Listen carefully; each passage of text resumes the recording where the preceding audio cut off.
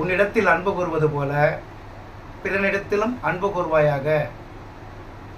இதுவே இயேசு கிறிஸ்து கொடுத்த ராஜரீக பிரமாணம். ஒருவன் உனக்கு என்ன செய்ய வேண்டும் என்று நீ விரும்புகிறாயோ அதையே அவனுக்கு திரும்ப செய். திக்கற்றவன், விதவை, பரதேசி, ஊனர், குருடர், சப்பானியர் இவர்களின் நியாயத்தை புரட்டுகிறவன் சபிக்கப்பட்டவன் என்பார்களாக. ஜனங்கள் எல்லோரும் ஆமேன் என்று சொல்லட்டும். இந்த சத்தியத்தின்படி இதை முழு இருதயத்தோடு ஏற்றுக்கிட்டு நான் மதுரை மாவட்டம் உசிலம்பட்டியில் இருக்கக்கூடிய பால் டிவி அப்படிங்கிற சேனலை பார்த்துட்டு தான் அந்த உசிலம்பட்டி கருணாகர சபையில் போய் சேர்ந்தேன். அப்போ நான் போகும்போது பால் டிவியில் பார்க்குறப்ப மாற்றுத்திறனாளி, ஊனர், குருடர், சப்பானியர் இவங்களுக்கெல்லாம் நிறைய நீதி செய்வாங்க. அரிசி, பருப்பு, எண்ணெய், புளி, உப்பு, புளி, மிளகா இதெல்லாம் கொடுப்பாங்க. இதை பார்த்தீங்கன்னா நான் ஆர்வமானேன். ஆஹா, இப்படி ஒரு சபை, ஆதிகால அப்போஸ்தலர் சபை மாதிரியே இருக்கே அப்படின்ட்டு நான் கருணாகரன்ட்ட ஃபோன் பண்ணி கேட்குறேன். பிரதர், நீங்கள் நிறைய நீதி செய்கிறீங்களே, ஆண்டவரோட பிரமாணத்தை இங்கே நிறைவேற்றுறீங்களே, அப்படி நானும் அதில் ஐக்கியமாயிடுறேன் பிரதர்னு சொல்லி சேர்ந்தபடி அப்போ சொன்னான். நான் கருணாகரன்ட்ட நான் கேட்குறேன், எவ்வளோ பேர் பிரதர் சபையை தாங்கிறதுக்கு இருக்காங்கிறப்ப 10 பேர் இருக்காங்க பிரதர் என்கிட்ட சொன்னார். நான் என்னை 11வது ஆளாக ஆக்கிக்கங்கன்னு சொல்லி நானும் போய் ஒரு 6 வருஷம் அங்கே இருந்தேன். 6 வருஷம் மீட்டிங்கு மட்டும் போவேன். மற்றபடி யூடியூப்பில் மாத்திரம்தான் கருணாகரோட செய்தியை கேட்பேன், சத்தியத்தை கேட்பேன், சத்தியத்தில் வளர்ந்தேன். அப்போ எனக்கு ஆர்வம் வந்தது. அப்புறம் பைபிளில் இருக்கபடியே நம்ம நடந்து காட்டணும், ஆதிகால அப்போஸ்தலர் திருச்சபை இதுதான் அப்படின்னு நான் அவங்களுக்கு அடிக்கடி கமாண்டு போட்டுக்கிட்டு இருப்பேன் பவுல் டிவியில். அப்போ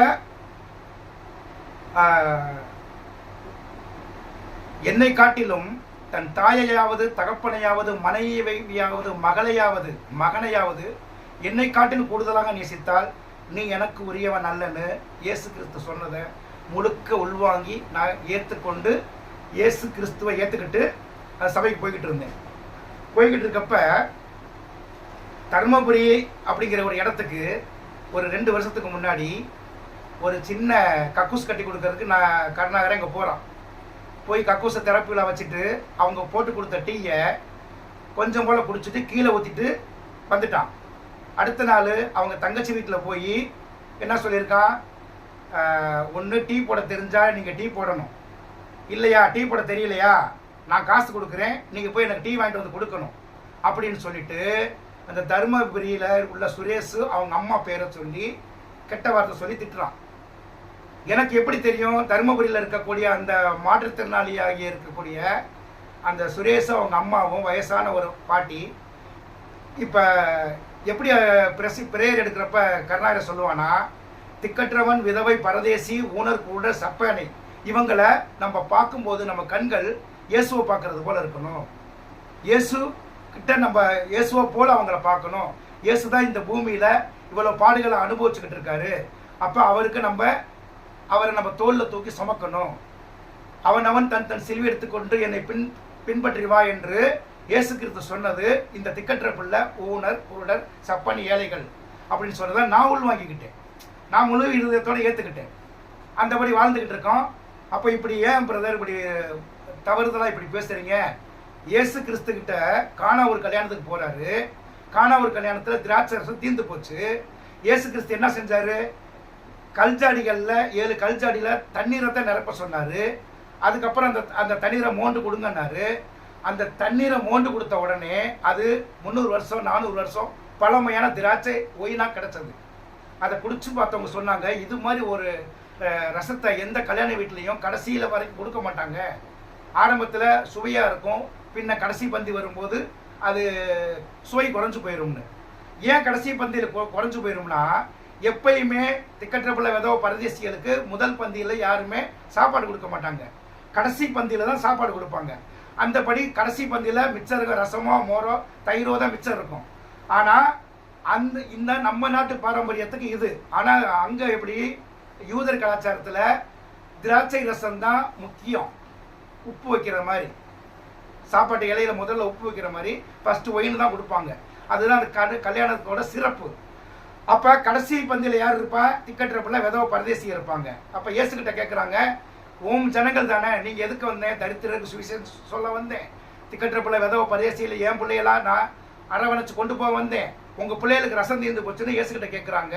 இயேசு அப்போ அதுக்கப்புறம் தான் கடைசி பந்திக்கு தீர்ந்து போச்சுன்னா, கடைசி பந்தியில் இருக்க திக்கற்றப்பில் விதவ பரதேசி, ஊனருக்குள்ள சப்பானி, அவங்களுக்கு முதல் பந்தியில் கொடுத்த ரசத்தை காட்டிலும் அதிக சுவையுள்ள ரசத்தை ஒயினை உண்டாக்கி தர்றாரு.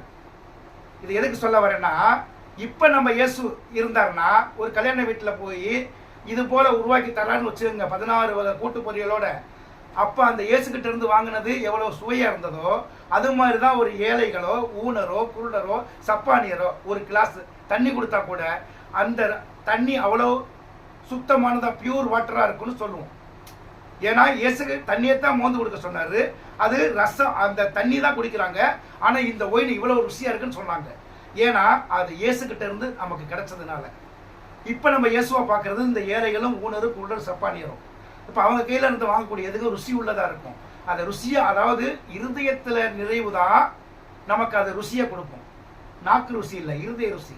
மனசு சந்தோஷமாக ஒரு கைப்பிடி சோறு கொடுத்தாலும் அது முழு சாப்பாடு அளவுக்கு திருப்தியாக இருக்கும். இந்த மாதிரி இருக்கப்போ நான் அதை குறை கேட்டேன். உடனே அந்த வீடியோலாம் டெலீட் பண்ணிவிட்டு என்னை மோசமாக வந்து இந்த நாகராஜுங்கிற ஆளை விட்டு எவ்வளோ வல்கராக திட்டணுமோ திட்டுனாங்க. நான் கேட்டது என்ன? ஆண்டவரை திக்கற்றப்பில் விதவ பரதேசி ஊனர் கொண்டு சப்பானியே பார்க்கணும்.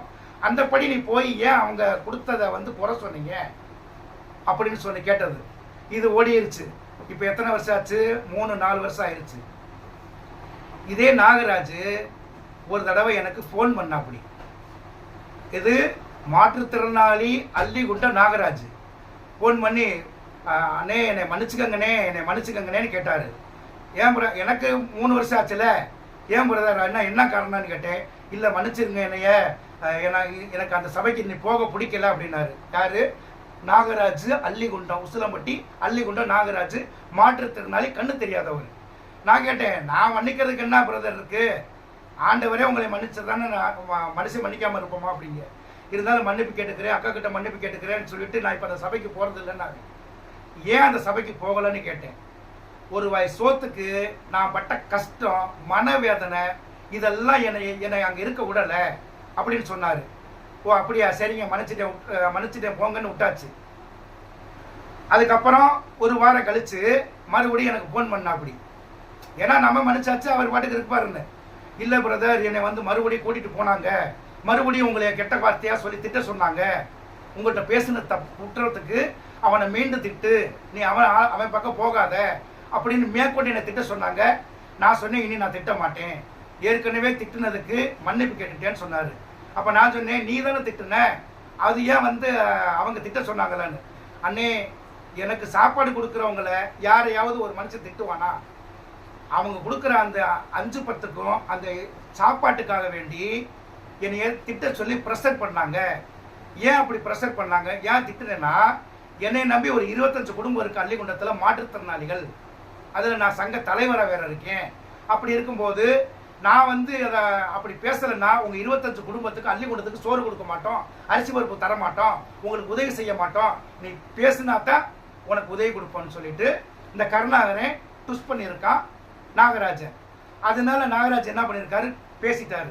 அப்போ நாகராஜ் என்ற மன்னிப்பு கேட்குறப்ப, அண்ணே உதட்டில் தானே பேசுனேன், பேசின வார்த்தை எதுவும் என்னுடையது இல்லை, அது கருணாகரனுடையது. என் சரீரத்தை அவன் ஆக்கிரமிப்பு பண்ணிட்டான், மைண்டை அவன் கண்ட்ரோலில் கொண்டு போயிட்டான், அவன் என்ன நினைக்கிறானோ அதை பேசணும், அப்போனா தான் வந்து உனக்கு சோறு கிடைக்கும்னா. நான் ஒரு அப்பா அம்மா இல்லாதவன். இந்த நாகராஜ் கண்ணுத்திரா சொன்னார், எனக்கு அப்பா அம்மாவும் இல்லை, பொண்டாட்டி பிள்ளைகள் இல்லைனே, நான் ஒத்தைக்கு இருந்து எங்கே வேணாலும் போய் ஏதாவது 50-100 சம்பாதிச்சிட முடியும், ஆனால் ரொம்ப பாவங்கள்லாம் இருக்காங்க, இவங்களுக்காகத்தானே நான் அப்படி பேசினேன், மன்னிச்சுக்கங்கன்னு சொன்னார்.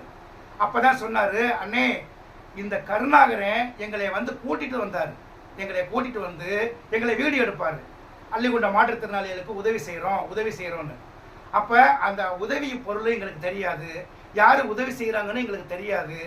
ஆனால் என்ன ஆயிடுச்சு, பின்னாலையில் கொல்லங்கோடு பாஸ்கரனே வெளியில் போனார், ஊட்டி பிராங்குலி போயிட்டார், சத்தியமூர்த்தி போயிட்டார். அப்படி நிறைய பேர் சபைக்கு வந்தவங்கள காணா எங்கன்னு சொல்லி ஒரு ஆளுகிட்ட கேட்டிருக்காரு. ஏன்னா இவருக்கு பார்வை தெரியாது. ஒரு மீட்டிங்கு போனால் நாங்கள்லாம் 6 வருஷமாக ஐக்கியமாக போய் இந்த நாகராஜ், கருப்பசாமி இப்படிங்கிற ஆளுக கூட அந்த மாற்றுத்திறனாளியை கூட இருப்போம். ஏன்னா நாங்கள் அவங்கள ஆண்டவரை பார்ப்போம், அவங்களுக்காகத்தான் காணிக்கை கொண்டு போவோம், தர்ம பணத்தை நான் அவங்களுக்காகத்தான் கொண்டு போவேன். இப்படிலாம் இருக்கப்ப அவர் கேள்வி கேட்டனால அவங்கெல்லாம் மோசமானவங்க, நம்ம சபையை வந்து ஒரு மாதிரி நினைக்கிறாங்க அவங்கன்னு சொல்லி எவ்வளோ பேசணும் பேசி வெறுத்துட்டாங்க. இது இவருக்கு உறுத்திக்கிட்டே இருந்திருக்கு. ஒரு நாள் என்ன பண்ணியிருக்காரு, ஆண்டவரே பேசுகிறவங்களெல்லாம் பேசிட்டேன், ஒரு 85 வயசான ஒரு பாஸ்டரை திட்டிவிட்டேன், எல்லா பாஸ்டர்லையும் திட்ட சொல்லுவாங்க, அப்படி திட்டுனா இவங்களுக்கு காசு வரும்னு எனக்கு தெரியாது, நம்ம அவங்க என்ன சொல்கிறாங்களோ அப்படி செஞ்சுட்டேன், இதெல்லாம் பெரிய பாவமாக இருக்காண்டவரே என்னை மன்னிச்சுக்கங்கன்னு சொல்லிட்டு நல்லா கேட்டுக்கங்க. இந்த கண்ணு தெரியாத நாகராஜ் படுத்து கண்ணீர் வடிச்சுக்கிட்டு இருந்திருக்காரு. அதாவது அது ஒரு வாய் சோத்துக்கு நம்ம இவ்வளோ கேவலப்பட்டு போனோமே, இவ்வளவு மோசமாயிட்டோமே அப்படின்னு வருத்தப்பட்டு அவருக்கு கண்ணீர் வடிச்சு தூங்கும்போது ஒரு தரிசனத்தை பார்த்துருக்காரு. தரிசனத்தை பார்க்குறப்ப ஒரு மனுஷன் செவந்த உடல் உள்ள ஒரு மனுஷன் உடம்பு பூரா ரத்த காயத்தோட ஒரு ஆடு மேய்ச்சிட்டு வந்திருக்காரு. ஒரு குச்சியை, ஆடு மேய்க்கிற குச்சியோட வந்திருக்காரு. நாகராஜ் அது ஒரு மலையிலேருந்து மேய்ச்சிட்டு வர்றாரு. இந்த நாகராஜ் மேலே ஏறி போய்கிட்டு இருக்காரு. இந்த நாகராஜை கூப்பிட்டுட்டு, நாகராஜ் இங்கே வா, இந்த இந்த 10 ஆடுகளையும் நீ பார்த்துக்கப்பா, பராமரிப்பா, என்னால் முடியல அப்படின்னு சொல்லியிருக்காரு. ஏன்னா அவர் ரத்த கலரியாக இருந்திருக்காரு, செக்க சிவேர்னு. அந்த மாற்றுத்திறனாளி இந்த தரிசனத்தை சொல்லும் போது எனக்கு சத்தியத்தில் இருக்கிறதுனால, பைபிளை நான் தின்னதுனால எனக்கு வெளிப்படுத்திக்கிட்டே இருக்காரு. உடனே எப்போ நாகராஜுக்கு ஏதோ ஒரு கனவோ தரிசனம் வந்தால் கருணாகரன்கிட்ட தான் நாகராஜ் ஃபோன் பண்ணி சொல்லுவோம் அப்படியா. ஆனால் அவர் சொன்னது, இந்த ஆடுகளை பராமரிக்கிற ஆளுகிட்ட நீ வந்து செய்தியை சொல்லு அப்படின்னு சொல்லிட்டு மறந்துட்டாரு. அந்த பார்வை இல்லாத மனுஷனுக்கு சரீரத்தில் அவருக்கு பார்வை இல்லை, ஆனால் ஆத்மாவில் அவர் நல்லா பார்க்குறவர். அந்த மனுஷன் எனக்கு காலையில் ஃபோன் பண்ணுறாரு, அண்ணே நான் ஒரு கனவு கண்டனே, ஆனால் அதை உங்ககிட்ட சொல்லணும் தானே எனக்கு தோணுது, வேற கருணாகரன் சொல்லணும்னு எனக்கு தோணலைன்னு சொல்கிறாரு. இத்தனைக்கும் கருணாகரன்கிட்ட தான் இருந்து அந்த சபையில் சொல்கிறாரு. சரி, நான் சொன்னேன், ஏதாவது கண்ணு தெரியாதவங்க என்ன செய்வாங்க, ஏதாவது அதை இதையும் சொன்னால் 50 100 கேட்குறதுக்கு கேட்பாங்க, தர்மம் பணம் கேட்குவாங்கன்னு நான் நினச்சிக்கிட்டு அசால்ட்டாக சரி சொல்லுங்கண்ணே. அதுக்கப்புறம் தான் அந்த தரிசனத்தை சொன்னார். இதுக்கு முன்னாடி சொன்னேன் பாரு, செவத்தாள் வந்தாருன்னே 10 ஆடை கொடுத்து என்னைய மேய்க்க சொன்னாருன்னு எனக்கு அப்படியே உச்சந்தர கிருன்னு இருந்துச்சு. ஆண்டவர் எவ்வளவோ படித்தவன், பிஹெச்டி முடித்தவன்லாம் இருக்கா, என்ன ஆடு மந்தை மேய்க்கிறதுக்கு நாகராஜ் எப்படி செலெக்ஷன் பண்ணார் அப்படின்னு எனக்கு ஓடிக்கிட்டு இருக்கு. அப்போ நான் ஒரு 3 வருஷத்துக்கு முன்னாடி என்ன நினச்சா ஆண்டவரோட பொருத்தனை பண்ணிட்டு வந்தேன்னா, ஆண்டவரே திக்கற்றப்பள்ள வெதவ பிரதேசிய நான் இந்த உசிலம்பட்டியில் இருக்கக்கூடிய அள்ளிகுண்ட மாற்றுத்திறனாளியை தான் பார்த்துருக்கேன். இதுக்கு முன்னாடி இது மாதிரி போய் நீதி செய்கிறதுக்குன்னா மாற்றுத்திறனாளி முடவர் சங்கம் அப்படி இருக்கும். ஆனால் இயேசு கிறிஸ்துவ ஏற்றுக்கிட்ட மக்களுக்கு, அவரோட பிள்ளைகளுக்கு நீதி செய்யத்தான் நம்ம போனோம். இது என்ன எல்லாம் வித்தியாசமாக இருக்கே அப்படின்ட்டு நான் வந்து 2 வருஷத்தில் இந்த கருணாகரன் போடுவான், நான் யூடியூப்பில் சேனல் போட்டுக்கிட்டு இருக்கேன். கிட்டத்தட்ட 5 மாதத்துக்கு மேலே போடவே இல்லை. அது ஏன் போடலைன்னா, கருணாகரன் ஒரு வாட்டி சொன்னா, யூடியூப்பை போட்டு 1000 பேர் பேசுவாங்க, ஒத்த குடும்பத்தை ஒத்த ஆட்டை விசாரிக்க அவங்களுக்கு துப்பு இருக்கா, அவங்களால முடியுமா, நான் பார்க்குறேன் பார்த்தியா 25 குடும்பத்தை அள்ளிகுண்டத்தில் 25 குடும்பத்தை நான் ஒத்தைக்கு என் கம்பெனியில் நான் சொந்தமாக சம்பாதிச்சு நான் நீதி செய்கிறேன்னு சொல்லிக்கிட்டு இருந்தான். நான் பார்த்தேன், சரியாப்பா இருக்கட்டும், நமக்கு வந்து ஆடுகளை கொடுத்தா தான் நம்ம மேய்க்க முடியுமே தவிர நம்மளாம் ரோட்டில் கிடக்கிற ஆடுகளை கொண்டு வந்து வைக்க முடியாது. ஏன்னா இயேசு யாரையுமே நான் உனக்கு சுத்தப்படுத்துகிறேன், உனக்கு கண்ணு தெரியலையா, நான் உனக்கு கண்ணை சரியாக்குறேன் அப்படின்னு கேட்க மாட்டார். யார்கிட்டையுமே போய் நீ ஏன் முடமா கிடக்கிற, நான் தான் கடவுள் மையம் வந்திருக்கேன், உன் காலை நல்லா இருக்கிறீங்களா அப்படின்னு கேட்கல. யாரெல்லாம் ஆண்டவரை தேடி போய் கேட்டாங்களோ அவங்களுக்கு தான் சுத்தப்படுத்தினார், அவங்களைத்தான் சுகப்படுத்தினார். இதே எருசலேம் தேவாலயத்தில் பெதஸ்தா குளத்தில் 40 வருஷமா ஒரு முடக்குவாதத்துக்காரன் படுத்து கிடக்கிறான்.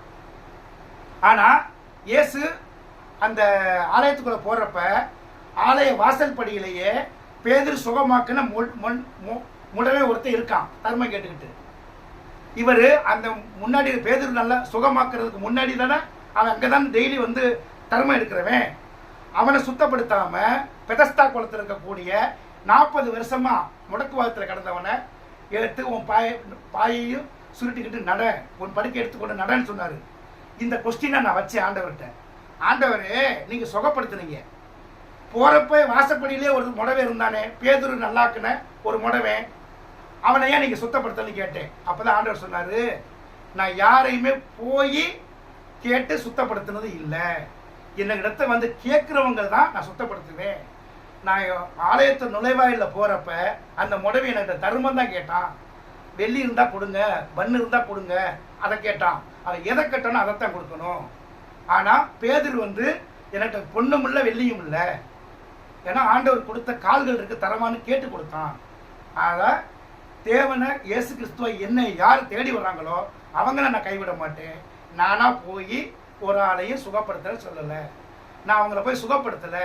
நான் அந்த முடக்குவாத பெரஸ்தா குளத்துக்கு இருந்த முடக்குவாதக்காரன்ட்ட போய் இயேசு என்ன கேட்டானா, ஏன் நீ சுத்தமாகலையான்னு கேட்டாங்க.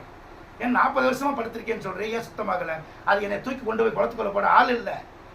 வானதூதர் வந்து கலக்கும்போது, குளத்தை கலக்கும்போது எனக்கு முன்னாடி எல்லாரும் முந்தி போய் கூச்சிடுறாங்க, அவங்க எந்திரிச்சு அடுத்து ஓட முடியும், எனக்கு தூக்கி போட ஆள் இல்லை அப்படின்னு கேட்குறப்ப தான், அப்போ உனக்கு சுகமாகணும்னு ஆசைப்படுறியான்னு கேட்குறாரு.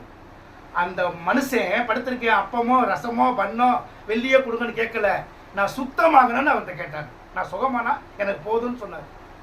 சுகமானாவே நான் போய் எனக்கு தேவையான சாப்பாட்டுக்கு என்னால் வேலை செஞ்சு உழைக்க முடியும் அப்படின்னு ஆண்டவர்கிட்ட சொன்னதுனால தான் சரி நீ படுக்க எடுத்துக்கிட்டு நடன்ட்டார். இப்போ புரியுதா? இயேசு அவர்கிட்ட கேட்டவங்களை தான் சுகமாக்கினார் தவிர, நான் தான் கடவுள் வந்திருக்கேன், எல்லாரும் வாங்க எல்லாரும் வாங்க என்னோட பவரை பாருங்க அப்படின்னு காட்டலை. அதே போலதான் என்னைய தேடி நாகராஜ அனுப்பி விடுறாரு. நாகராஜ அவர் இயேசு தட வருகிற ஒருவரையும் புறம்பே தள்ளுவதில்லை. இந்த வசனம் எனக்கு ஓடிக்கிட்டு இருக்கு. நேற்று வரைக்கும் என்னைய கெட்ட கெட்ட வார்த்தையா சொல்லி திட்டுன ஒரு மனுஷன் இன்னைக்கு எனக்கு இந்த தரிசனத்தை எதுக்கு சொல்லணும்? அப்ப நான் கேட்கிறேன். அப்பதான் சொல்றாரு, உனக்கிட்ட அனுப்புன ஆள் யாருன்னு பாடுறான்னு. நீ எதுக்கு அங்க போன? ஆதிகால அப்போஸ்தலர் திருச்சபை உசிலம்பட்டியில் இருக்குன்னு தானே நீ என்கிட்ட பொருத்தனை போட்டுட்டு போன. நீ வரும்போது என்ன கேட்ட? இந்த மாதிரி மாற்றத்தில் நான் எங்கே போய் தேடி கண்டுபிடிக்கிறது, யாராவது கேட்டு வந்தாங்கன்னா நான் கொடுக்குறேன் அப்படின்னு. ஆனால் இப்போ ஒரு மந்தையவே உனக்கிட்ட ஒப்படைச்சிருக்கேன். அந்த மந்தைக்கு தீவனம் கட்டி தண்ணி காட்டி தலைவலை கொடுத்து அதில் காப்பாற்றுற பொறுப்பு உனக்கிட்டையும் கோவிந்தராஜுக்கிட்டையும் ஒப்படைக்கிறேங்கிறாரு. கோவிந்தராஜுக்கும் எனக்கும் இப்போ இந்த நாகராஜ் என்ன செய்கிறாரு, எனக்கு இதை சொல்கிறாரு. நான் சொன்னேன், ஒத்தால் எப்படி ஆண்டவரே 10 குடும்பத்தை தாங்க முடியும்? நானே கூலி வேலை செஞ்சு தானே நீதி செய்கிறவனா இருக்கேன். அப்படிங்கிறப்ப உனக்கு கூடையே மோசி ஆரோனை போல உன் கூடையே இருக்கும்படியா சென்னை கோவிந்தராஜை வைக்கிறேன். சென்னை கோவிந்தராஜ் நீயும் சென்னை கோவிந்தராஜும் சரீரத்தில் வேற வேற, ஆனால் சிந்தனையில் கிறிஸ்துவாகிய நான் உங்களுக்குள்ள இருக்கேன்.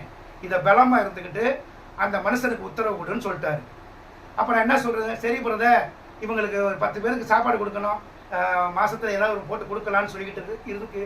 அவர்கிட்ட பேசிட்டு அன்னைக்கு தூங்குனேன். அப்போ தான் சொல்கிறாரு, எனக்கு தரிசனமாகிறாரு. நாகராஜன் நீ யாரா பார்க்குறேன்னு கேட்டார். ஒரு மாற்றுத்திறனாளி பார்க்குறேன். மாற்றுத்திறனாளி நீ எப்படி நினைப்ப? இயேசுவை நினைப்பேன். அப்போ உனக்கிட்ட வந்து கேட்டது யாரு அப்படின்னாரு.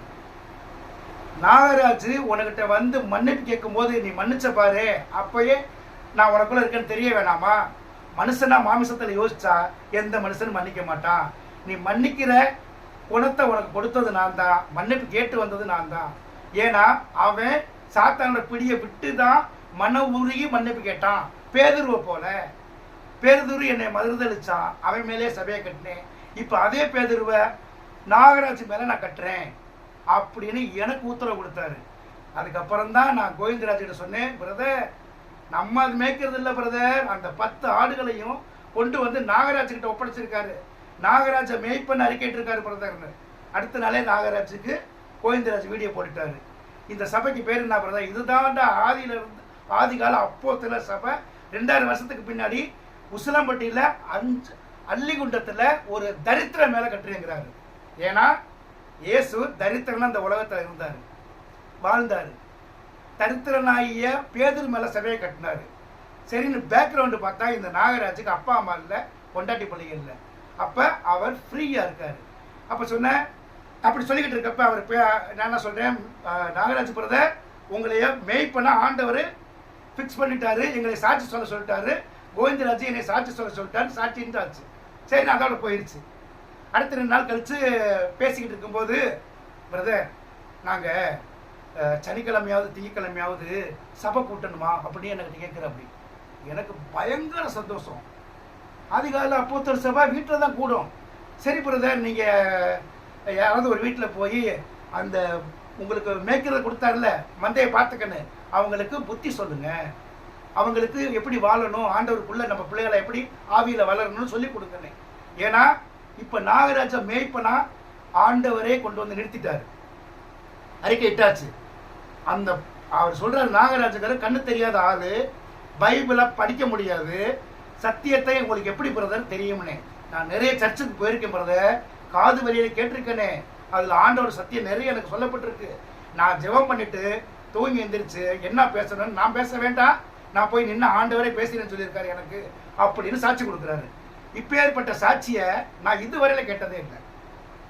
ரெவரண்டு பைபிள் கிளாஸ் முடிச்சவன், பைபிள் பிடிச்சவன் அப்படின்னு அது இல்லை. இந்த மனுஷ வார்த்தை அப்படியே வேறையா இருந்தது. அப்பதான் ஆண்டவர் என்னை பேக்கு கொண்டு போறாரு. அந்த காலத்துல பேதுரு என்னவெல்லாம் பண்ணுனா, பட்டயத்தை எடுத்து ஒருத்தன் காதெல்லாம் வெட்டி போட்டான், பலிக்கு பேதுருவை பலியா வாங்குறாங்க. பேதுரு என்னையவே யாரும் தெரியாதுன்னு மறுதளிச்சான். அவனையே நான் ஏத்துக்கிட்டேன். இப்ப அந்த நாகராஜன் ஏத்துக்கிற பேதுருவா நீ நாகராஜ பாரு. அந்த நாகராஜ் சுயநலக்கார இல்லை. நானும் கோவிந்தராஜ் என்ன சொன்னோம், சரி பிரதர் நீங்க வெளியில வந்துட்டீங்க சொல்றீங்க, உங்களை மட்டும் நாங்கள் காப்பாத்திடணும். அப்ப அந்த பிள்ளை சொன்னது, இல்லை பிரதர் எங்களை நம்பி ஒரு 25 குடும்பம் இருக்கு அப்படின்னு. அப்படி இல்லை பிரதர், 25 குடும்பத்தை மேனேஜ் பண்ண கஷ்டம். ஆண்டவர் உங்களுக்கு காட்டினது ஒரு 10 ஆடுகளை தான் உங்கள்கிட்ட கொடுத்தாரு, ஞாபகம் இருக்கா அப்படின்னு. ஆமானாரு. அதில் கேட்டேன், எத்தனை ஆடு குட்டி ஆடு, எத்தனை ஆடு பெரிய ஆடுன்னு. ஒரு 4 இளங்குட்டி ஆடு பிரதர், குட்டி ஆடுங்க. மற்றதெல்லாம் வயசு முதிர்ந்த ஆடு இல்லை, ஒரு அளவுக்கு 1 வருஷம் 1.5 வருஷத்து ஆடுக தான் அப்படின்னு கண்ணு தெரியாத நாகராஜ் தரிசனத்தை பார்த்தா சொல்றாரு. அப்ப நான் சொன்னேன், 4 குட்டி ஆடுன்னு சொல்லக்கூடியதை நாகராஜிய உங்களுக்கு தெரியும், அந்த 4 பேர் யாருன்னு எனக்கு தெரியாது. அவங்கள பத்தி நீங்க கவலைப்பட வேண்டாம். தாய் எங்க இருக்கோ குட்டி அங்கேயே இருக்கும். அதனால அந்த 4 பேர் பிளஸ் நீங்க ஒரு 5 பேரும் எப்பயுமே ஆண்டவரோட பொக்கிஷம் ஆகிட்டீங்க, அவரோட ராஜ்யத்தில் இருக்கீங்க. மிச்சம் 6 பேர் சொல்றீங்கல்ல, அவங்கள மட்டும் நீங்க மேனேஜ் பண்ணி கொண்டு வர வேண்டியது வரும். அதுக்கு இயேசு கிறிஸ்து கொடுத்த அன்பு, இரக்கம், தயவு, சாந்த குணம், இச்சை அடக்கம் இதுகளை அவங்களுக்கு போதிங்க. ஒருவருக்கு ஒருவர் புத்தி சொல்லி சமாதானத்தோட இருங்க. உங்களுக்கு இருக்கக்கூடிய இதுக்குமே விட்டுறாதீங்க அப்படி சொல்லியாச்சு. சரி பிரதர், அப்படியெல்லாம் இருக்கு, மந்தைக்கு தீவனம் கொடுக்கணும் அப்படின்னு சொல்லிட்டு நானும் கோவிந்தராஜ்கிட்ட ஆலோசனை பண்ணோம். பிரதர், நம்ம கடைசி கால வரையில, நம்ம ஜீவிக்கிற வரையில இந்த அள்ளிகுண்ட மாற்றத்துல சமக்கும்படியா நமக்கு ஆண்டவர் கட்டளை கொடுத்துட்டாரு. அதை நம்ம பின்னோக்கி போனா விலகிடுவோம். நமக்கே இல்லைனாலும் ஆடுகளுக்கு தீவனம் கொடுக்கணும். அந்த 10 ஆடுகளும் ஆண்டவர் குட்டி ஆடா இருக்காரு, பெரிய ஆடா இருக்காரு, நாகராஜோட சேர்த்து அப்படின்னு பேசி எடுத்து முடிவு பண்ணி செஞ்சது. இந்த நாளுக்காகத்தான் நான் கிட்டத்தட்ட 4 வருஷமா காத்திருந்தேன். நான் என்ன கேட்டிருந்தேன் ஆண்டவர்கிட்ட, ஆண்டவரே உங்களை தேடி வந்தவங்களை தான் நீங்க காப்பாத்துறீங்க, நான் உங்களை தேடி தான் அங்கே வந்தேன். ஆனா நான் என்ன சிந்தனையில வந்தனோ அந்த சிந்தனையை பூரா கலைச்சு விட்டுட்டாங்க அப்படின்னு சொல்லிட்டு நாகராஜ் கிட்ட கேட்டேன். காரணம் கேட்கணுமே, ஏன் இந்த சபையை விட்டு வந்தேன்னு. ஏன்னா சபைக்கு காணிக்க கொடுக்கிறவனோ தர்மம் கொடுக்கிறவனோ போனா கேள்வி இல்லை, அவன்கிட்ட இல்லை கொடுக்கல, இருக்கப்ப கொடுத்தான். ஆனா அந்த சபையில உள்ள பண்டகசாலையிலிருந்து வாங்கி சாப்பிடுற ஒரு மனுஷன் வெளியே போறதுக்கு என்ன காரணம்னு கேட்டேன். ஏதாவது காரணம் இருக்கணும்ல. அப்ப பிக்கல் புடுங்கலுங்க இது, அதாவது உங்களை பிள்ளை மாதிரி தானே பார்த்துக்கிட்டு இருந்தான் கருணாகரன். நான் கேட்டேன், இல்லனே நாயோட கேவலமா பார்க்குறாங்கன்னே கிடையாது அப்படின்னா. தன் சொந்த சகோதரனை காட்டிலும், தன் பிள்ளையை காட்டிலும், பொண்டாட்டியை காட்டிலும் கூடுதலாக நேசிக்கக்கூடியவங்க இந்த திக்கற்ற பிள்ளை விதவ பரதேசியன். ஏன்னா அவங்க தான் ஆண்டவரை பிறந்திருக்காங்கன்னு ஒரு நாளைக்கு 72 தடவை போதிக்கிறவன் இந்த கருணாகரன். ஒரு நாளைக்கு 72 தடவை சொல்லுவான், திக்கற்றவன் விதவை பரதேசி, இவர்கள் நியாயத்தை புரட்டுகிறவன் சபிக்கப்பட்டவன். அந்த வார்த்தையை செஞ்சவனே இந்த கருணாகரன் தான். வாயில தான் அவன் செஞ்சானே தவிர மனசுல அவங்களை யாரையுமே அவங்கள நம்ம ஆண்டவோட பிள்ளைய நம்ம சுமக்கிற நினைக்கல. ஜாதி வெறினே அவனுக்கு. சாதி வித்தியாசம் பார்ப்பானே, அவன் ஜாதிக்காரனுக்கு மட்டும்தானே செய்வான். எங்களை காட்டி அவங்க வாழ்ந்துக்கிட்டு இருக்கிற விஷயம் நான் எத்தியச்சியை கேட்டேனே, எங்கேயா அவங்களெல்லாம் காணா, முன்னாடி வந்தால் பேசிக்கிட்டு இருப்பாங்க, இப்போ யாரையுமே காணா. நம்மளைய நாங்கள் உங்கள்கிட்ட பேசணுன்னா கூடனே மீட்டிங் நடக்கும்போது யாரும் பேசிக்கக்கூடாது, பேய் வந்து அடிச்சிருவான் அப்படின்னு சொல்லுவாங்க. நாங்கள் கண்ணு தெரியாது, எங்களுக்கு என்ன தெரியும், யாரை பார்க்குறோம், அதனால அவங்க சொல்கிறத கேட்டுட்டு அப்படி தானே செய்கிறோன்னு. அதுக்கப்புறம் ஆண்டிய பெண்ணு ஒரு திட்ட கொடுத்தா. அப்படியே அந்த 10 ஆடுகளையும் ஆண்டவர் கொடுத்துட்டாரு. 10 ஆடோட பேரையும் கோவிந்தராஜ் ஐடியோட கொடுத்துருக்காரு. ஒவ்வொருவோட ஃபோன் நம்பரு எல்லாமே கொடுத்து எல்லாமே இருக்குது. ஏன்னா இந்த 10 பேரும் என்ன சொல்கிறாங்கன்னு நீங்களே ஃபோன் பண்ணி கேட்டுக்கோங்க. அப்போ எங்களுக்கு இம்சை தாங்க முடியல. நாகராஜ் என்ன நினச்சிருக்கா, அப்படி இப்போ சில டவர் மேலே ஏறி நின்று குதிச்சு செத்து போயிடுவோம், எனக்கு இந்த இயேசுவை வேணாம், ஒன்று வேணாம், போங்கடா அப்படின்ட்டு சட்டப்பட்டு வந்துட்டு. அப்படி பேர் நாகராஜ். முழுக்க இயேசுவை பற்றி செவியில் கேட்டது. ஏன்னா அன்னைக்கு இருந்த இந்த நாகராஜுங்கிற ஆளை கொண்டு வரதுக்கு முன்னாடி ஒரு பாஸ்டர் வந்து இந்த பினாயில் சோப்பெல்லாம் தயார் பண்ணுவாங்கல்ல, அந்த மாதிரி ஒரு வேலை கொடுத்து வச்சு அவங்களுக்கு சாப்பாடு கொடுத்துட்டு இருந்திருக்கான். இவன் சொன்னா, வேலைக்காரன் ஆக்கி வச்சிருக்கேன் ஆண்டவர் பிள்ளைகளை, நான் ஆண்டவர் பிள்ளையா வைப்பேன், எனக்கு தான் பிள்ளைகள் இல்லை, நீங்க தான் என் பிள்ளைங்கன்னு கூட்டிட்டு வந்திருக்கான். கூட்டிட்டு வந்து வீடியோ பண்ணி எல்லா லக்கமும் இருக்க ஃபண்டு கலெக்ஷன் பண்ணிட்டு இவங்களுக்கு ரேஷன் அரிசி 10 கிலோவும் உப்பு புளி மிளகா 150 ரூபா இதை கொடுத்துறது மாசம் ஆச்சுன்னா அள்ளிகுண்டத்தில் நாங்கள் நீதி செய்ய போகிறோம், பாருங்க எல்லாம் பாருங்க அப்படின்னு சொல்லி செஞ்சுக்கிட்டு இருந்தான். இதெல்லாம் இவங்களுக்கு தெரிஞ்சு இந்த ஆள் தரிசனம் சொன்ன உடனே அதுக்கப்புறம் கேட்டேன், நடந்ததை அப்படியே சொல்லுங்கன்னு. எப்படின்னா எங்களை நாயோட கேவலம்னு. ஏமா அப்படி சொல்கிறேன்னு கேட்டால், ஒரு உதயராணின்னு ஒரு பொண்ணு, 2 குழந்தைங்க, சின்ன குழந்தை, ஒரு கை குழந்தை, ஒரு இடுப்பில் ஒரு குழந்தை, 3 வயசு 2 வயசில் 2 குழந்தைங்க இருக்குது. அவங்க வீட்டுக்கார் வந்து மாற்றுத்திறனாளி. அப்போ அவங்களுக்கு சும்மா தகர கொட்டகை போட்டு படுத்திருப்பாங்களே, அப்படி இருந்தவங்களுக்கு ஏமா உனக்கு வீடு கட்டி தரமான்னு சொல்லியிருக்கான். யார்? அந்த கருணாகரன். சரிண்ணே அப்படிங்கிறப்ப 7 அடிக்கு 12 அடி, 7 அடிக்கு 12 அடி வீடு, அதுக்கு பேர் 7 அடிக்கு 12 அடி. அதை ஹாலாபிரிஸ் கல்லில் கட்டிட்டு மேலே ஹாஸ்பிட்டல் சீட்டு போட்டுட்டான். இவங்கள்ட்ட வந்து வாங்கினது எவ்வளவு? 30,000 ரூபா வாங்கிட்டு வீடை கட்டி கொடுத்தாச்சு, ஓப்பன் பண்ணியாச்சு. அப்போ அவங்க சொன்னாங்க, மொத்தம் 1.5 லட்ச ரூபா செலவாச்சுப்பா. உதயராணி உனக்கு வீட்டுக்கு 1.5 லட்சம் ஆச்சியா அப்படின்னு இருக்கான். சரிங்கண்ணே, எங்களால் 30,000 தானே இருந்தது அப்படின்னு. இது நடந்தது 4 வருஷத்துக்கு முன்னாடி. அப்புறம் சின்ன குழந்தைங்கள்லாம் கொஞ்சம் பெருசாகிடுச்சுங்க, கால் நீட்டி போட்டு படுக்க முடியாது, 4 பேர் தங்குற இடத்துல 6 பேர் தங்க வேண்டி வரும். அப்போ இது சின்ன வீடாக இருக்குது, அன்னை கட்டின மாதிரியே நம்ம ஒரு வீடு கட்டலாம் அப்படின்ட்டு 7 அடிக்கு 16 அடி போட்டு அவங்க கட்டியிருக்காங்க. எவ்வளோ ஆகிருக்கு செலவு ஆகிருக்குன்னு நினைக்கிறீங்க? 7க்கு 11க்கு 1.5 லட்ச ரூபானா 7க்கு 16 ஹாஸ்பிட்டல் சீட்டு இல்லை, தகர சீட்டு, ஹாஸ்பிட்டல் சீட்டோட விலை கூடுனது போட்டு இந்த புள்ள 28,000 ரூபாயில் முடிஞ்சிருக்கு 6 மாதத்துக்கு முன்னாடி. அப்போ மனசு அவங்களுக்கு வலிக்குமா இல்லையா? நாங்கள் திக்கற்ற புள்ள உதயராணிக்கு 1.5 லட்ச ரூபாயில் வீடு கட்டி கொடுத்துறோன்னு. சரி, அந்த வீட்டை பார்க்கலான்னு சொல்லி ஒரு ஆள்கிட்ட ஃபோட்டோ வாங்கினேன். ஃபோட்டோ யார்கிட்ட இல்லை, மாட்டுத்தானுக்கு தெரியும். இவன் உதயராணி கட்டி கொடுத்த வீடுன்னு சொல்லி இந்த வீடியோவில் போய் பார்த்தேன். 7 அடிக்கு 12, 7க்கு 11 அடி நீளம் உள்ள ஒரே ஒரு ஸ்லாப். எது நம்ம சின்ன இந்த டீ ஸ்டால் மாதிரி ஒரு கடப்பாக்கல்ல சொருகி வச்சிருக்காங்க செவுத்துல. அதுதான் அவங்களுக்கு கிச்சனு. அந்த வீட்டுக்குள்ளேயே அங்கேயே கிச்சனு, அங்கேயே அடுக்கலை, முன்னாடி படுத்துக்கிறதுக்கு இடம். இதை வீடுன்னு சொல்லி 1.5 லட்ச ரூபா சொல்லியிருக்கான். 7க்கு 11, இந்த பிள்ளை 7க்கு 16 அடி 28,000 ரூபாயில் முடிச்சிருக்கு. அப்போ இவனை எப்படி சொல்லணும்? திக்கற்ற பிள்ளை, விதவ, பரதேசி, ஊனர், குடர், சப்பானி, இவர்களை நியாயத்தை புரட்டுகிறவன் சபிக்கப்படுவான் என்பார்களாக. இயேசுவின் நாமத்தில் சொல்லுங்க பார்த்துக்கிட்டு இருக்கவங்க. இவன் என்ன சொல்லி கூட்டிட்டு வந்தான்? உங்களை எல்லாம் நாயோட கேவலமா வச்சிருக்காங்க, நான் பிள்ளைய வச்சிருக்கேன்னா. இவன் அதோட கேவலமா இருக்காங்கிறத அந்த பிள்ளையோட ஆடியோவை போடுறேன்.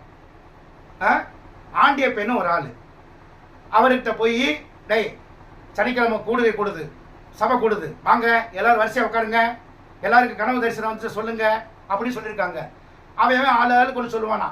சரி அதெல்லாம் இருக்கட்டும், கருணாராயணன் கனவுல வந்தாரா, உங்களுக்கு தரிசனத்தை வந்தாரா? ஆமான்னு சொல்றவனுக்கு அரிசி பருப்பு.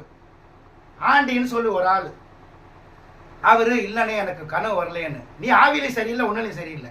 உனக்கெல்லாம் எதுக்கு நீதி செய்யணும், நீ ஆவியில் இல்லை அப்படின்னு இருக்காங்க. அப்போ அவர்கிட்ட நான் ஃபோன் பண்ணி கேட்டேன் என்னென்ன நடந்ததுன்னு. அப்போ அவர் சொல்கிறாரு, ஏங்க நாங்களே உடல் உபாதையில் ரொம்ப சிரமப்பட்டுக்கிட்டு இருக்கோம்.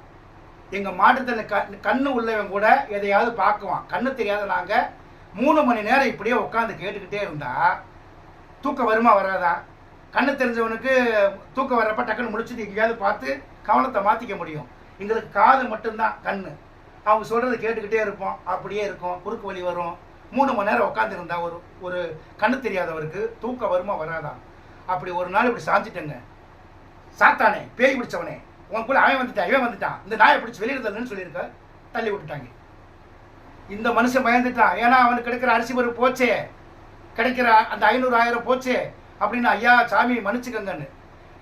அப்போ இதை பாருங்களேன், இயேசு ஊனமுற்றவர்களுக்காக சுவிசேஷம் சொல்ல வரல, தரித்திரருக்கே சுவிசேஷம் சொல்ல வந்தார். இயேசு மலை மேல் ஏறி நின்று மலைப்பிரசங்கம் பண்றப்ப ஊனர் கூட சப்பனியெல்லாம் போய் அங்க உட்காரல, சத்தியம் கேட்க போனவங்க அந்த 5000 பேரும். இயேசு வந்து ஒரு குருடனை வந்து, ஐயா நாங்கள் சுகம் வாங்கின ஆண்டவரே அப்படின்னு கேட்டோடனே, இங்கே வா, ஒரு 3 வருஷத்துக்கு 4 வருஷத்துக்கு என் கூட வா, நான் சொல்ற சத்தியத்தை கேளு, அதுக்கப்புறம் தான் அவனை கண்ணை நல்லா இருக்குன்னு சொன்னாரா? ஏன் அதை சொல்றாருன்னா, ஏன் அப்படி செய்யலைன்னா, மாற்றுத்திறனாளியா பிறந்து இந்த உலகத்துல சகல துன்பங்களை அனுபவிக்கிறவங்க பரலோக ராஜ்யத்துக்கு போறப்ப இயேசுவோட ரத்தத்துல கழுவப்பட்டு சுத்தமா குளிப்பாட்டப்பட்டு அவங்களுடைய வஸ்திரத்தை வெண்மையா கொடுத்து அனுப்பிடுவாரு. ஒரு கொஸ்டின் கேட்க மாட்டார். இயேசுவை எப்படி பிதா ஒரு கொஸ்டின் கேட்க மாட்டாரோ அதேவே தான் மாற்றுத்திறனாளிகளுக்கு பரலோக ராஜ்யத்துல இடம். ஏன்னா அவங்க இங்க பாடுகளை அனுபவிச்சுட்டு இருக்காங்க இயேசுவை போல. அப்ப நம்ம இங்க பாக்குற திக்கற்ற விதவ பரதேசி ஊனர் கூடர் சப்பானியை தான் நம்ம இயேசுவை பார்க்கணும். இந்த இயேசுவை பார்க்க சொல்லி கூட்டிட்டு போய் ஏமாத்திட்டு போன இந்த பால் டிவி தேனாமகன் நாயோட கேவலமா நடத்திருக்கான். இதெல்லாம் எப்ப தெரியும்? இந்த நாகராஜ தரிசனம் சொல்லி அதுக்கப்புறம் அந்த 10 ஆடுகள் சேர்க்கப்பட்டு அந்த 10 ஆடு ஒரு மந்தைய நாகராஜ மேய்ப்பனா நிறுத்தினதுக்கு அப்புறம் அவங்க கொடுக்குற சாட்சி. இத கோவிந்தராஜ் பால் டிவியில போட்டுக்கிட்டே இருப்பாரு, சென்னை கோவிந்தராஜ். நான் 5 மாசமா ஏதாவது ஒரு செய்தி நற்செய்தி சொல்லலைன்னா சொல்ல வேண்டியது இருக்கட்டும், அன்னைக்கு நடந்தா சொல்லாத, கதை சொல்லாத, இன்னைக்குள்ளதை பேசுறான்னு என்னை இப்போ உட்கார வச்சு பேச வைக்கிறார். எவ்வளவோ பார்ப்பேன், எப்படியாவது ஒரு 4 டைம் எடுத்து ஒரு சத்தியத்தை எடுத்து மத்தையோ மார்க்கோ லூக்காவோ ஏதோ ஒன்று எடுத்து பேசலாம் நினைப்பேன். விடவே மாட்டார். இன்னைக்கு நடக்கிறத பாரு, அன்னைக்கு என்ன நடந்ததோ அது இன்னைக்கு நடக்கும், அதை எடுத்து காட்டு. என் பிள்ளைகளை அடிச்சு நாயோட கீழே திக்கற்ற பிள்ளை விதவ பரதேசியை நான் தோல்ல தூக்கி வச்சிருக்கேன். அவங்க தான் தோல்ல இருக்கணும். மனைவியாவது மகளையாவது தாயாவது தகப்பனையாவது என்னை காட்டில் கூடுதல் நேசித்தால் நீ எனக்கு பாத்திரவான் அல்ல அப்படின்னு சொன்ன இந்த கருணாகரன் இந்த சிலுவையை அவனால் சுமக்க முடியல. அள்ளி கொண்ட மாற்றுத்திறனாளிகளை தூக்கி குப்பையில போட்டுட்டான். காரணம் என்ன? இவன் கண்ட்ரோலை விட்டு இயேசுக்குள்ள அவங்க வந்துட்டாங்க. அடிமைத்தனத்தை அவங்க உடைக்கிறாங்க. அதான் இப்ப கேட்டேன், எப்படிங்க இவருக்கு? ஆனால் நான் தூங்கி ரொம்ப வருஷங்கள் ஆகுதுன்னே, நல்லா தூங்குறோம்னு நாங்கள் எல்லாரும் ரொம்ப சந்தோஷம்னு சொன்னாங்க. அவங்களோட துக்கத்தை சந்தோஷமா மாற்றும்படியா கோவிந்தராஜுக்கிட்ட என்னகிட்டையும் கொண்டு வந்து அந்த 10 ஆடுகளையும் மந்தையா கொண்டு வந்து வச்சிருக்காரு. கர்த்தருக்கு ஸ்தோத்திரம். நான் எதுக்கு அங்க போனேன்னா இவங்களை பார்த்து தான் போனேன். நான் இந்த கொல்லங்கோட்டில இருந்து உசிலம்பட்டிக்கு போனேன்னா நாகராஜ், கருப்பசாமி இந்த மாற்றுத்திறனாளிகளை தான் நான் விசாரிக்க போவேன். ஏன்னா என் பார்வைக்கு அவங்க இயேசுவா இருப்பாங்க. என்னால் கண்ணு தெரியாம இந்த உலகத்துல மன சந்தோஷத்தோட புத்தினுற வாழ முடியாது. எப்பயும் துக்கத்தோடையே இருக்கணும். எதை கொடுத்தாலும் இது நல்ல சாப்பாடு தான் நினைச்சுதான் சாப்பிட முடியும் தவிர இது என்ன அழுகி போனது கொடுத்து கேட்க முடியாது. அதுதான் ஆண்டவர். எதை கொடுத்தாலும் வாங்கி சாப்பிட்டுக்குவாரு. அவங்களுக்கு தெரியுமா இந்த கலரு இப்படித்தான் இருக்கும், இது இப்படித்தான் இருக்கும்னு. இப்பேற்பட்டவர் பாடுபட்டுக்கிட்டு இருக்காரு. நமக்காக ரத்தத்தை கொடுத்து சிலுவையில சிந்தினாரு. ஆமா, ஆண்டவர் நமக்காக ரத்தத்தை கொடுத்து நம்மளை மீட்டெடுக்க வந்தவர். அவர் இப்ப எங்க இருக்காரு? இங்கதான் கிடக்காரு. கண்ணில் பார்க்கணும். எப்படி பார்க்குவ? இந்த சிறியவராகிய இவர்களுக்கு எதை செய்கிறீர்களோ அதை எனக்கே செய்தீர்கள் சொல்லுவாரு. இப்ப கருணாகரன் அந்த சிறியவர்களுக்கு என்ன செஞ்சா? நாயோட கேவலமா பேசி அவங்க மனசை துன்பப்படுத்தி, பாண்டி சொன்னாரு சோறு போட்டு பக்கத்துல கொஞ்சம் பியை வச்சு திங்க விடுவாருன்னு கருணாகரன். கர்மம் வேணாம்டா, 4 கடையில் போய் பிச்சை எடுத்துக்கூட நான் பொழைச்சிக்கிறேன், அந்த பக்தி வைராக்கியத்தை கொடுத்தாரு ஆண்டவர். ஆனா இவன் சொல்லுவான், நம்ம சபையில தான் ஆண்டவர் இருக்காரு, உங்களுக்காகத்தான் நான் வாழ்றோம் அப்படி சொல்றான். எல்லாம் உடைச்சாரு. நான் ஆண்டவர் நன்றி சொன்னேன். ஆண்டவரே, நான் என்னத்துக்கு இருதயத்தை நினைச்சாங்க வந்தேன். நான் 5-6 வருஷமா ஒரு சின்ன டிவி விஷயத்துல என்னை வெளியில ஆக்குனா, அப்ப இவனுக்குள்ள இருக்கக்கூடியது ஆண்டவர் இல்ல, பெருமைக்காரன் பெருமாள் அவனுக்குள்ள இருக்கான், நாராயணன் இருக்கான் அப்படின்னு சொன்னேன். நாராயணன் கருணானுக்குள்ள இருக்கிறது நாராயணன் பெருமைக்காரன். ஏன்னா அவன் தான் கனவுல வரும்னு கேட்பான். ஏசப்பா அவங்க கனவுல வந்தாலும் கேட்க மாட்டான். ஏசப்பா கனவுல வந்தாரா? இல்லை. கருணாகரனை வந்தாருன்னு மாற்றுத்திறனாளி சொல்றாங்க. அவங்க பார்க்காத கண்ணு தெரியாத ஆளு கருணாகரன் வந்தா எப்படி சொல்றாங்க? இவன் ஓதிக்கிட்டே இருப்பான் காதுல. இவன் சொல்றத மட்டும்தான் கேட்டுக்கிட்டு இருக்கணும், இவனுக்குள்ளே பேசிக்கிட்டே இருக்கணும். இப்படியே பேசி பேசி மாற்றுத்திறனால கவர் பண்ணிட்டான். அவங்க போக மாட்டாங்க. மந்தையை விடாம தப்பி விடாம அடை போட்டு வச்சிருக்கானா. மந்த தப்ப விடாம அடை.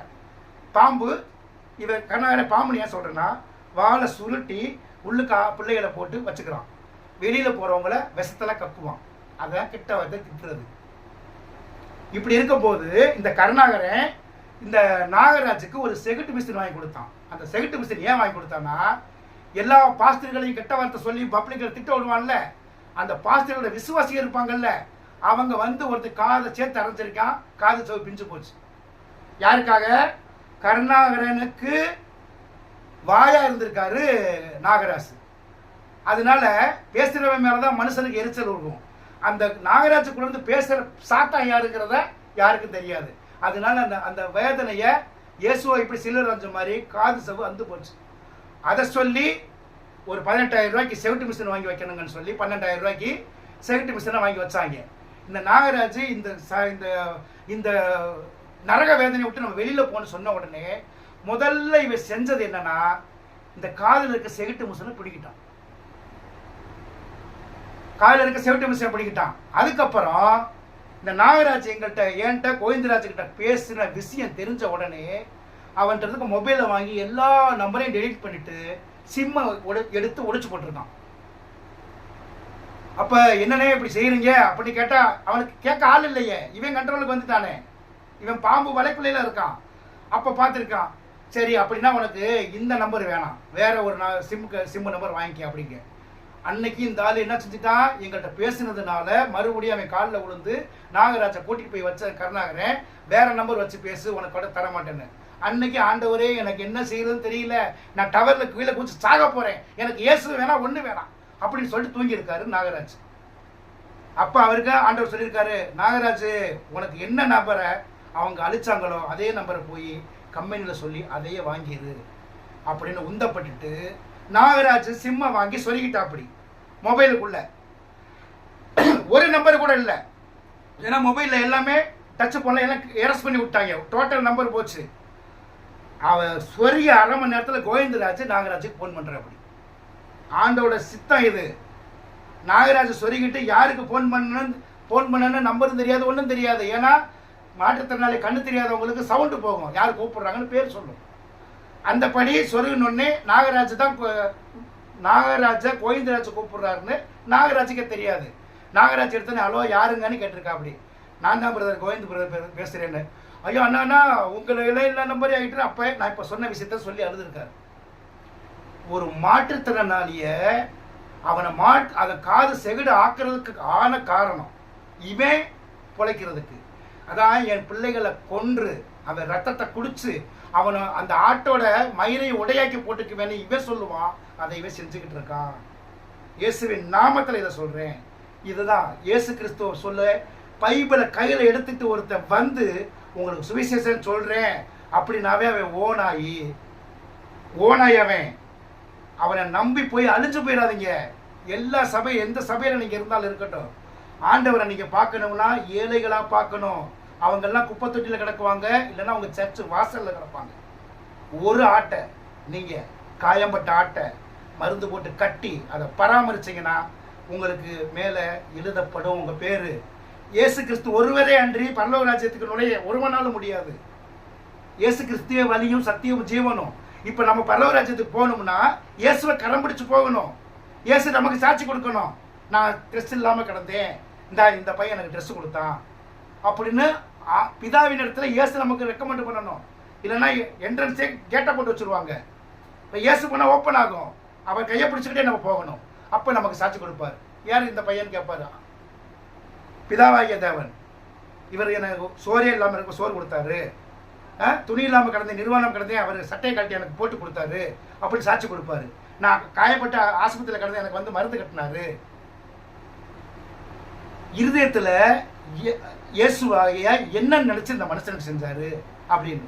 இப்போ மறுரூபமாக்கப்படும் போது தான் இந்த மாற்றுத்திறனாளியை நம்ம இயேசுவை பார்க்குவோம். இப்போ மாமிசத்தில் பார்க்குற ரூபம் அங்கே இயேசுவோட ரூபம் இல்லை. இயேசுவை கண்டது சீடர்களை மாத்திரமே. உயிர்த்ததுக்கு அப்புறம் அந்த ரூபத்தை நம்ம காட்டுவார். இன்னைக்கு நம்ம அந்த கண்ணோட்டத்தில் பார்க்கணும். ஒரு ஆடை பார்க்கும்போது, ஒரு நலிவுற்றவங்க, ஒரு ஏழையா முடியாதவங்களை பார்க்கும்போது இயேசுவை போல நம்ம பார்க்கணும். அந்த கண்ணோட்டம் அது அகக்கண்ணில் பார்க்கணும். புறக்கண்ணில் பார்த்தோம்னா ஒரு பிச்சைக்காரன் கிடக்கிறான்னு தோணும். அவன் எப்பயுமே 24 மணி நேரம் ஜெபம் பண்ணிக்கிட்டு இருப்பான். வானதூதர்கள் சேனைகள் என்ன பண்ணிக்கிட்டு இருப்பாங்க? எப்பொழுதுமே கர்த்தருக்கு ஆராதனை பண்ணிக்கிட்டு இருப்பாங்க. அதே போல ஒரு கண்ணு தெரியாத மாற்றுத்திறனால எதையும் பார்க்க மாட்டாங்க. அவங்க எப்பயுமே ஏன் ஆண்டவரேன்னு இப்படி படைச்ச, எனக்கு ஏன் இந்த சோதனை, எனக்கு ஏன் இந்த வேதனைன்னு எப்பயுமே முறையிட்டுக்கிட்டு இருப்பாங்க. அதை தேற்றும்படியாத்தான் அவர் இங்கே பிறக்க வச்சிருக்காரு.